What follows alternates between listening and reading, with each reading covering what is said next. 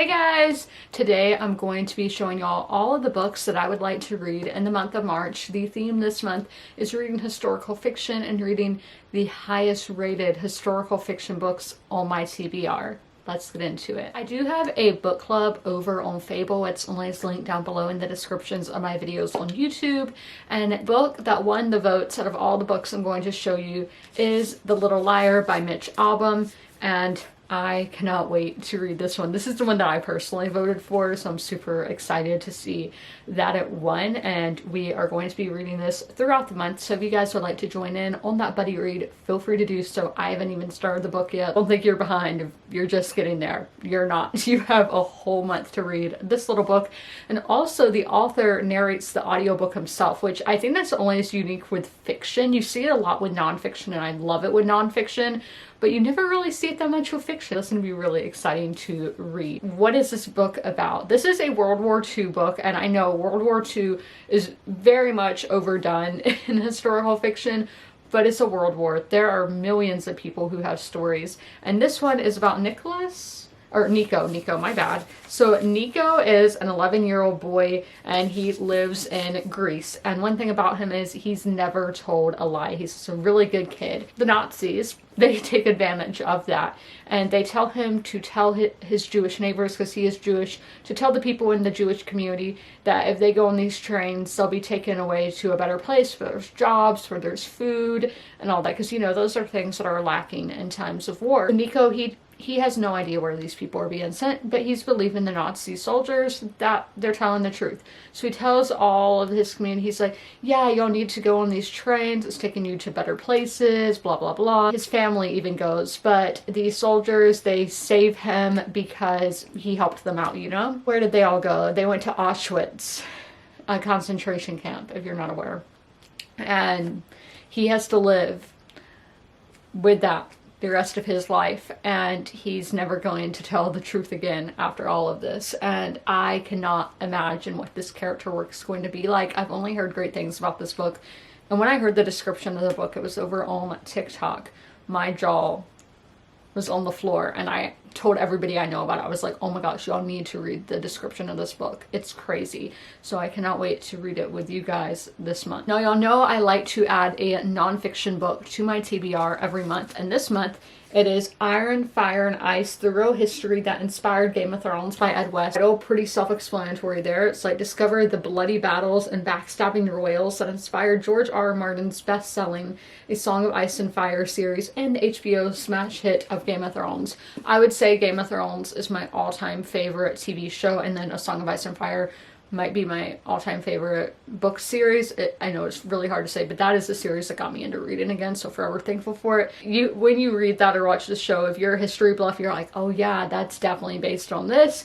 And this book is going to go dive all into that, because y'all know I love history and then I love Game of Thrones. We're combining the two with this one. As well as nonfiction, I would like to add a graphic novel to my TBR every month. And last year I read The Complete Persepolis by Marjane Satrapi, and I want to read more from her because that book was so impactful to me and I loved it so much. This one is Chicken with Plums. This is about her uncle, who I don't know if he's the same one, or it might be the father of the uncle who is in the Persepolis, who I really enjoyed. But this is, let's see what it is about. Trending story of the celebrated Iranian musician who gives up his life for music and love. The poignant story of one man. It also is stunningly universal, a luminous tale of life and death, and the courage and passion both require of us. To extremely highly rated territory now. We have The Women by Christian Hannah. I know this was a lot of people's favorite book of 2024. I haven't got to it yet, but this is very unique as this is about the Vietnam War. As I talked about, most of the war books you see are World War II, but this is Vietnam. I know this is like following women, obviously, and that's going to be a whole different thing. I'm currently reading a book that kind of deals with Vietnam, The Sunshine Girls by Molly Fader, and I'm loving it. It might be the best book I've read so far this year. And I hate putting that out there because then people are going to be questioning me. They're like, how is it? How is it? I'm like, let me read it without all the outside stuff or you'll ruin it. But let's see what this one's about, because I actually don't know. So women can be heroes. When 20-year-old nursing student Frances Frankie McGrath hears these words, it is a revelation. Raised in the sun-drenched, idyllic world of Southern California and sheltered by her conservative parents, she has always prided herself on doing the right thing.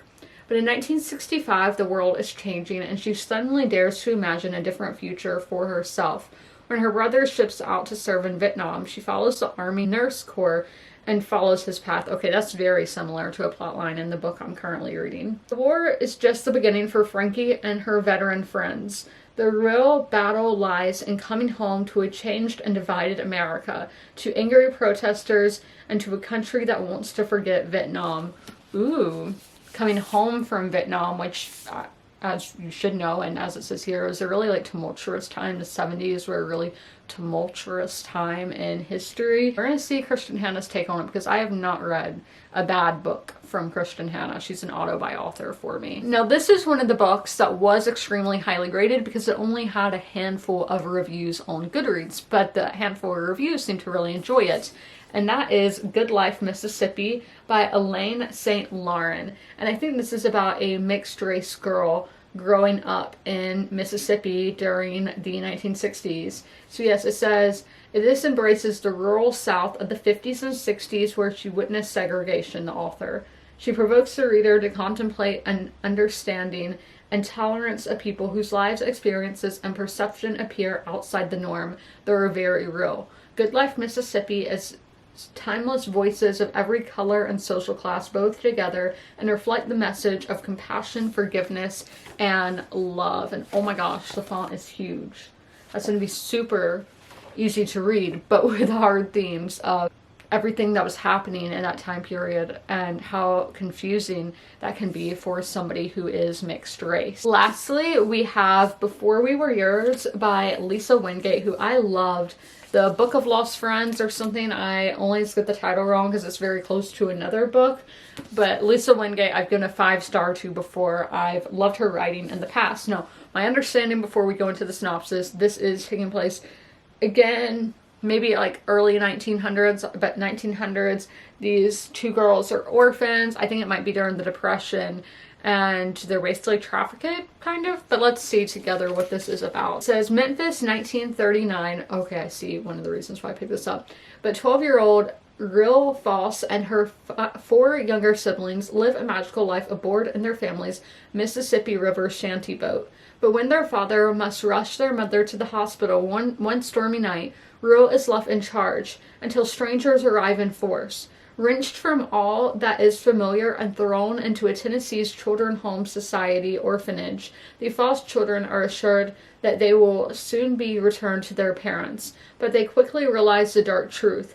After the mercy of the facility's cruel director, Real fights to keep her sisters and brother together in a world of danger and uncertainty. Okay, I do remember now that this is based on a real thing. During the Depression, these kids would basically be sold. That's awful that they were sold to new families and everything. But then we have Aiken, South Carolina in the present day. I actually have not been to Aiken. I've driven through going west and then, coming home, but I've never been to Aiken. So this is born into wealth and privilege. Avery Stafford seems to have it all, and so she must find out things. Yeah, she finds out her family's long hidden history. So based on one of America's most notorious real-life scandals, in which Georgia Tan, director of a Memphis-based adoption organization, kidnapped and sold poor children to wealthy families all over the country. Yeah, historical fiction.